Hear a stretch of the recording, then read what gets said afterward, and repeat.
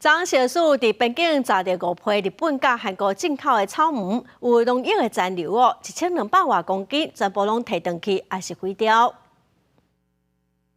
一粒一粒红个水的草莓，定定拢是真侪消费者爱买的水果。日本进口的草莓伫咱台湾嘛真受欢迎，但是根据是药署初七公布的边境查验结果，有4批日本的草莓有农药残留，像成珠无业有限公司进口的沙嘎草莓、福国甲草莓、甲红兴农产进的另外一批沙嘎草莓，也有甲和鲜果进的库马摩多草莓，总共是629.6公斤的草莓无及格。消署已经从112年6月1日起到今年的5月31日止，会针对日本抱怨的草莓在边境做监视查验，也就是100%每一批输入的日本草莓都要经过农药检测残留合格以后才可以输入。除了日本这4批草莓，阁有1批清河农产对韩国进口的草莓，嘛同款有验到农药残留，加起来拢总5批，要1210公斤，伫咧边境查到全部体温销毁。针对草莓要安怎洗食着可以安心的问题，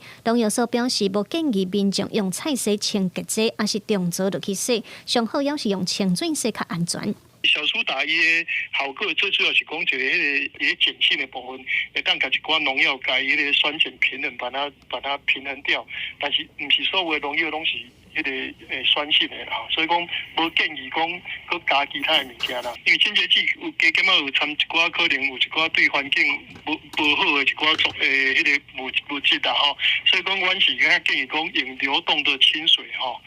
甲用一个浸洗的动作。农药所副研究员表示，像咱台湾种草莓定有被蜘蛛、炭疽病才会病虫害，所以农民定爱铺农药处理。建议民众在买的时，通经有生效履历、有机标章，也是生产对数的产品来买，食着较安心。不过，因为台湾草莓大出的时间较晚，所以这阵啊进口的需求真大。是药署表示，伫咧边境会针对日本、韩国进口的草莓继续加强查验。记者卢尚如、郑俊尧台北报道。